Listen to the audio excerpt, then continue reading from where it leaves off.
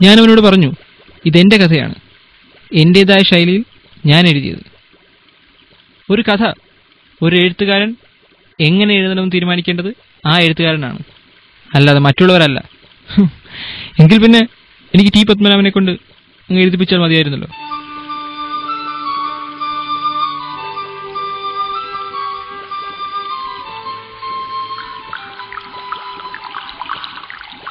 ഞാൻ എന്തെഴുതണമെന്നും എങ്ങനെ എഴുതണമെന്നും എപ്പോൾ ഏത് പേന കൊണ്ട് എഴുതണമെന്നും തീരുമാനിക്കുന്നത് ഞാനാണ്.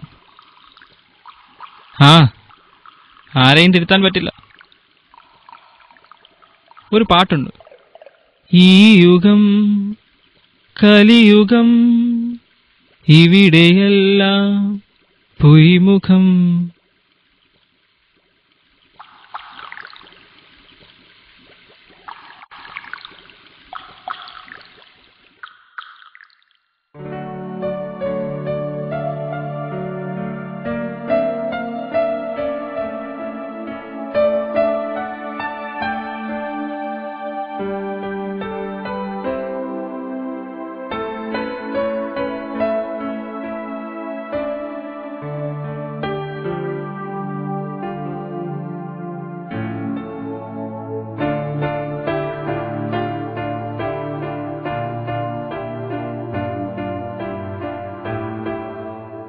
വിമർശിക്കാനുള്ള അവകാശമില്ലെന്നല്ല ഞാൻ പറയുന്നത്. വിമർശിക്കണം, ശക്തമായി തന്നെ വിമർശിക്കണം, സൃഷ്ടിയുടെ നന്മയ്ക്ക് വേണ്ടി. എന്നാൽ മാത്രമേ ഇനിയും നല്ല കഥകൾ, കവിതകൾ, നോവലുകൾ, സിനിമകൾ, നാടകങ്ങൾ ഒക്കെ ഉടലെടുക്കുകയുള്ളൂ.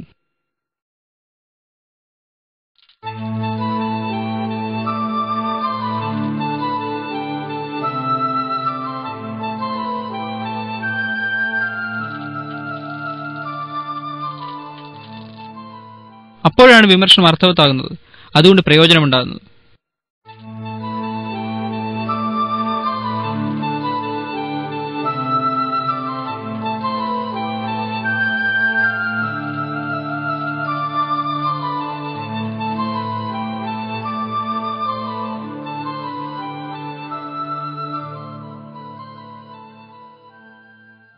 ഈ ചെയിൻ കണ്ടോ?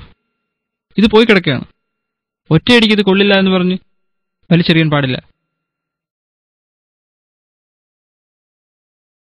ഇതിനെ വീണ്ടും എങ്ങനെ ഉപയോഗപ്രദമാക്കാമെന്ന് ചിന്തിക്കൂ. സ്വല്പം ഗ്രീസ് വരട്ടുക, തുരുമ്പ് കളയുക, ഒക്കെ. അങ്ങനെ വിമർശകന്മാരും അതിന് മുതിരണം.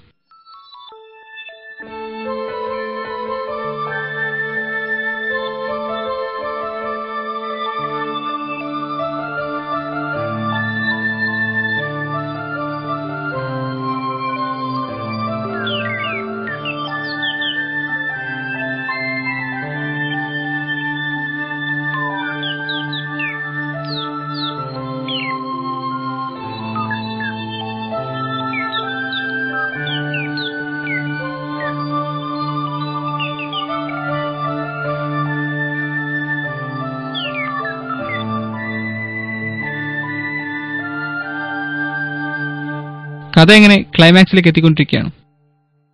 ഞാനീ പറഞ്ഞതൊക്കെ എൻ്റെ അനുഭവമാണ്. നിങ്ങൾക്ക് വേണമെങ്കിൽ ഉൾക്കൊള്ളാം, ഉൾക്കൊള്ളാതിരിക്കാം. I never mind. ഞാൻ എഴുതിക്കൊണ്ടേയിരിക്കും.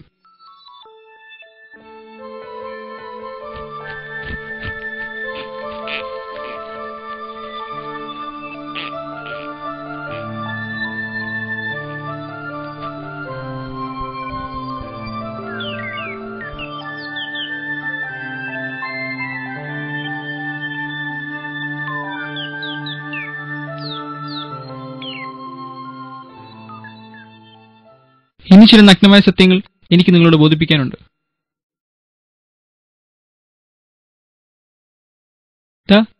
ഇത് കണ്ടോ? എന്താണിത്? ഒരു വെള്ളക്കടലാസ്, ആ വൈറ്റ് പേപ്പർ. എല്ലാവരും ഞാൻ എഴുതി കഥ വായിച്ചിട്ട് അഭിപ്രായം പറഞ്ഞത് ഈ പേപ്പറിൽ നിന്നാണ്. വാസ്തവത്തിൽ ഇതിൽ വല്ല അക്ഷരങ്ങളുമുണ്ടോ? ഒന്നുമില്ല. ഈ ലോകത്തിൽ 10 പേരോട് നാം ഒരു ചോദ്യം ചോദിച്ചാൽ 15 അഭിപ്രായങ്ങളായിരിക്കും. ഇതൊരു ബ്ലാങ്ക് പേപ്പർ. പക്ഷെ ലോകം വീക്ഷിക്കേണ്ടതോ ഞാനിത് മഹാ അപരാധം ചെയ്ത പോലെയാണ്.